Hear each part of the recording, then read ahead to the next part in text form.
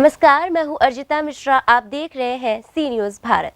वक्त हो चुका है न्यूज़ बुलेटिन का। जानते हैं फिलहाल की न्यूज़ बुलेटिन पर।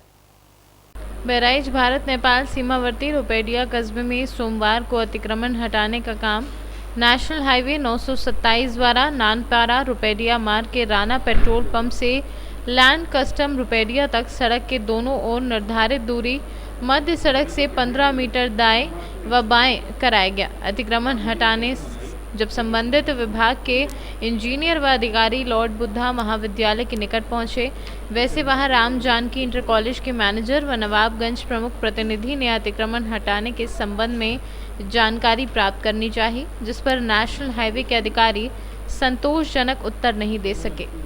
है उसकी बाउंड्री या उसकी जगह का भी अतिक्रमण हटाने की कोशिश की गई तो उसको हटाया गया। क्या है पूरा मामला, क्या कहना चाहिए? पहली बात तो मैं कहना चाहूँगा कि मेरी बहसा किसी से नहीं हुई। मैंने अपनी बात रखने का प्रयास किया।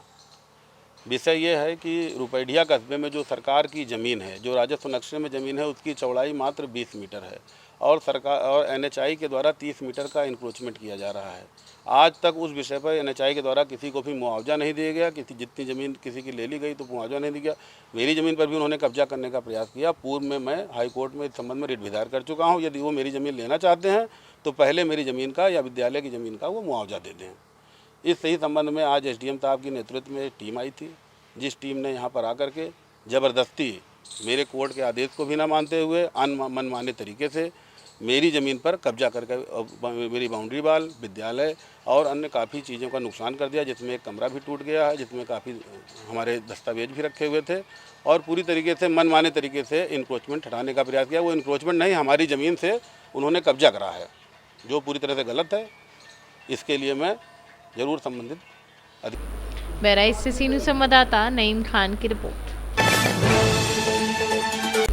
जम्मू कश्मीर की तहसील सूरनकोट में आज जन्माष्टमी सूरनकोट में मनाई गई और कोविड-19 के चलते इस बार जन्माष्टमी के उत्सव कर भीड़ बिल्कुल भी नहीं दिखाई दी। मुसलमान सिख भाईचारे से मनाया जाता था। हज़ारों लोग इकट्ठे होते थे, मिठाई लड्डू बांटते थे, खुशी हर घर में होती थी, दीपक जलाए जाते थे। तो ना जाने चलो पर से क्या प्रॉब्लम हो गई कि हुकूमत की मजबूरी, कोरोना डिजीज़ के कारण हम गवर्नमेंट के साथ शामिल होकर गवर्नमेंट के हुक्म की तामील करते हुए सोशल डिस्टेंसिंग रख के मास्क पहन के मंदिर के अंदर जा रहे हैं, अपनी पूजा अर्चना कर रहे हैं। तो मैं आपसे ये अर्ज़ करूँगा कि मेरे इस त्यौहार से मैं इस त्यौहार के लिए अपने पूरे इलाके के हिंदू मुसलमान सिख भाइयों को मुबारक देता हूँ। तो बुला नहीं सके, पहुँच नहीं सकी, वो मजबूरी मेरी नहीं है, वो सबकी है। जो सनातन धर्म सभा सूरनकोट की तरफ से जो कृष्ण जन्माष्टमी के उपलक्ष्य में भगवान कृष्ण का जन्मोत्सव मनाया जा रहा है।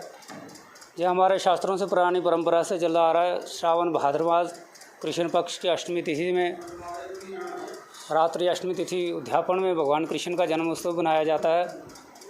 तो जो सभी धर्म सजन अपने सूरनकोट के जो है प्रधान जी हमारे सब मिलजुल के बना रहे हैं।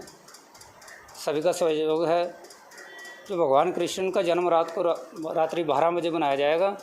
तो सभी धर्म प्रेमी जो हमारी कोरोना महामारी है इसके को मद्देनज़र रखते हुए सोशल डिस्टेंसिंग का पालन करते हुए तो सभी भक्तजन अपना अपना आ रहे हैं, भगवान का प्रसाद ग्रहण कर रहे हैं और अपने घर को प्रस्थान कर रहे हैं। तो मैं सभी सूरनकोट के आवाम को कृष्ण जन्माष्टमी के शुभ अवसर पर सबको हार्दिक शुभ अभिनंदन करता हूँ। जन्माष्टमी का त्यौहार मना रहे हैं और हमारे शास्त्र में यानी कि हिंदू धर्म में यानी कि कृष्ण भगवान जी का ये आज जन्मदिन है। रात को हम 12 बजे कृष्ण भगवान जी का जन्म होगा और मनाएंगे बड़े शान शौकत के साथ। और ख़ासकर हम यानी कि सोशल डिस्टेंसिंग का ध्यान रख के यानी कि ये कोरोना की महामारी की वजह से हमने थोड़ा प्रोग्राम स्टार्ट किया। कोई झांकी की नहीं निकाल सके हम, क्योंकि जो भी प्रोग्राम है हम मंदिर के अंदर भी सारा प्रोग्राम बनाएंगे। तो हालात पे ऐसे वजह की वजह से हमने और ये पूरी सनातन धर्म सभा की तरफ से हम यानी कि यहाँ सूरनकोट के मंदिर में यानी कि पूरा प्रोग्राम बना रहे हैं और रात को ये 12 बजे तक प्रोग्राम चलेगा। सूरनकोट से सी न्यूज़ संवाददाता खालिद कुरैशी के साथ माजिद अली की रिपोर्ट। चतरा के टंडवा पुलिस ने वाहन चेकिंग अभियान के दौरान अवैध शराब ले जाते 3 तस्करों को गिरफ्तार किया है। गिरफ्तार तस्करों के पास से 15 लीटर देसी शराब व 45 बोतल अंग्रेजी शराब सहित 2 मोटरसाइकिल को पुलिस ने बरामद किया है। वहीं 2 अन्य युवक केरेडारी से एक पेटी अवैध शराब उत्तराठी गांव ले जा रहे थे। उन्होंने बताया कि क्षेत्र में अवैध शराब बिक्री पर अभियान आगे भी जारी रहेगा। चतरा से सी न्यूज़ संवाददाता मोहम्मद हिलाल की रिपोर्ट।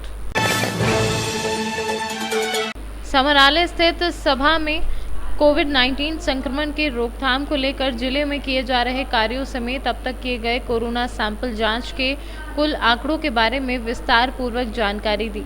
वहीं बढ़ते कोरोना के मामले को लेकर उपायुक्त ने मीडिया के माध्यम से आमजनों से अपील की कि उन्हें घबराने की आवश्यकता नहीं है।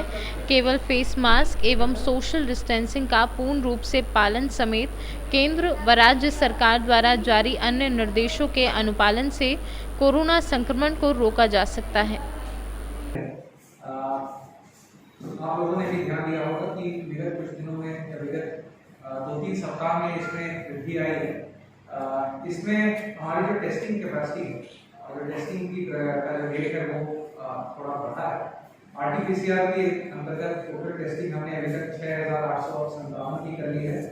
जो ट्रूनैट है जो लेकिन RT-PCR में एक इशू ये रहता है कि रिपोर्ट्स आने में थोड़ा विलंब रहता है, तो उसके ऑल्टरनेटिव में जो ट्रूनैट मशीन अभी तक 3 अधिष्ठापित हो चुकी है जिले में, एक चतरा में, एक सिमरिया में और एक विक्टोरी में।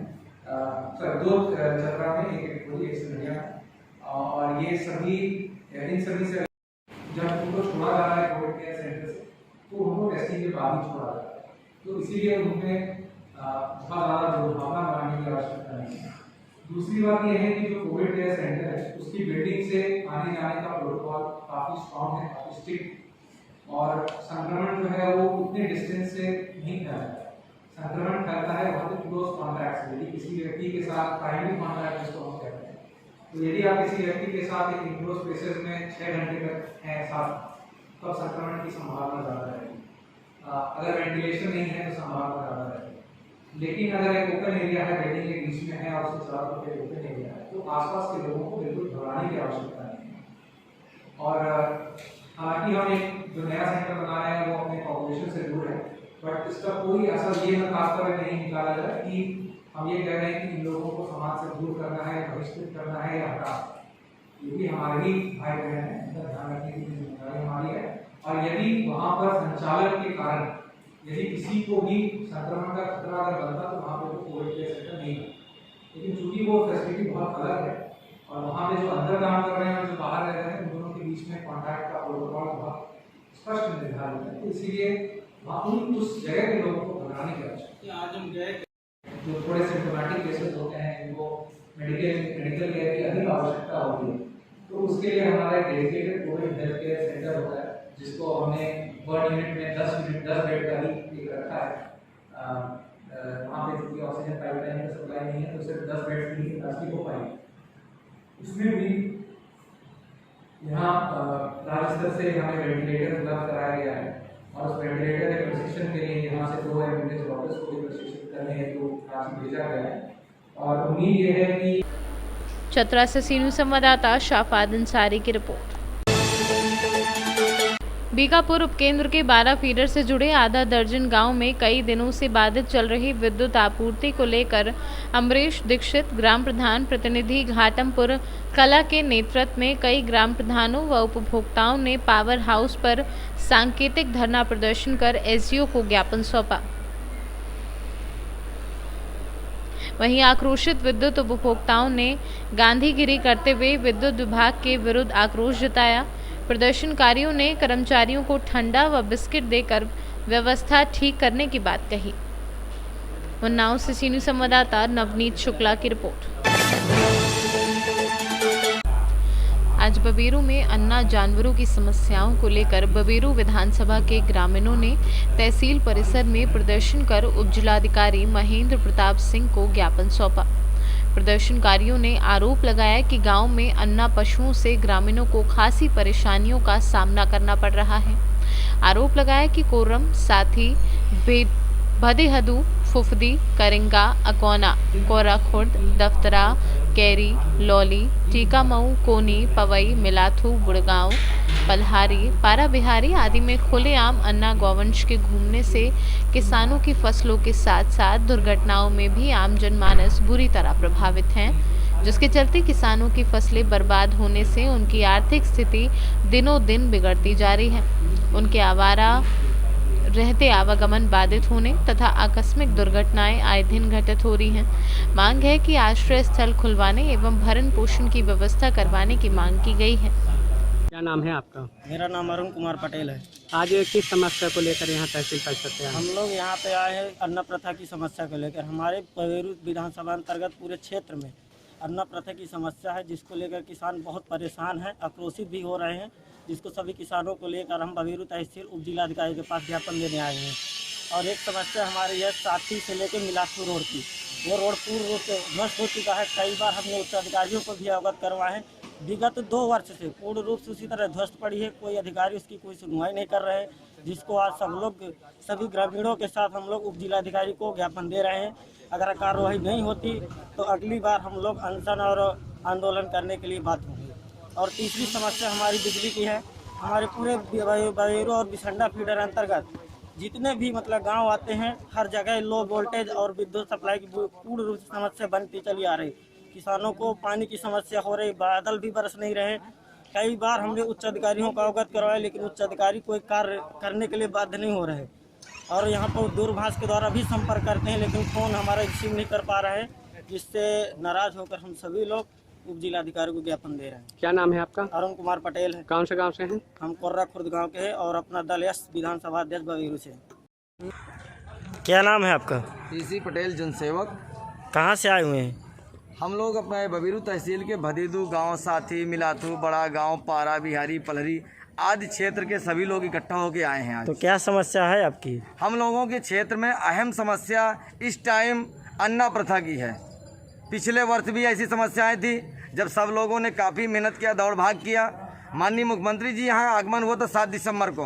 उनके आगमन पर जिला प्रशासन ने अपनी नींद खोली और हर गांव में पशुबाड़े बनवाए, लेकिन उन पशुबाड़ों में फरवरी के बाद से आज भी खाली पड़े हैं। अब किसानों की फसल बर्बाद हो रही धान की। कोई जनप्रतिनिधि, कोई अधिकारी, कर्मचारी किसानों की बात को सुनने को तैयार नहीं है। तो आज हम लोग बवेरू तहसील के एसडीएम महोदय के पास आए हैं कि इन्हें जो अन्ना प्रथा है इसको पूर्ण रूप से ख़त्म की जाए, पशुबाड़े में जानवर रखे जाएं और उनके चारे पानी की व्यवस्था कराई जाए। अन्यथा की स्थिति में हम लोग कोरोना काल में मर रहे हैं। हमारे बाल बच्चे, हम लोग बाहर जाकर के जो प्रवास करके कमा लाते थे वो भी बंद है। अब मात्र एक ही चारा है किसानी का। यदि खेती भी हमारी उजड़ गई तो हम लोग भूखमरी से मर जाएंगे, आत्महत्याएं कर लेंगे। इससे अच्छा है कि प्रशासन अपनी नींद खोले और हम लोगों की मांगें पूरी करे, हम लोगों की समस्या को दूर करे। बांदा से सी न्यूज़ संवाददाता कुलदीप त्रिपाठी की रिपोर्ट। अभी के लिए न्यूज़ बुलेटिन में बस इतना ही। देश दुनिया की तमाम खबरों के लिए बने रहिए सी न्यूज़ भारत के साथ। हर खबर आपके साथ, आपके हाथ।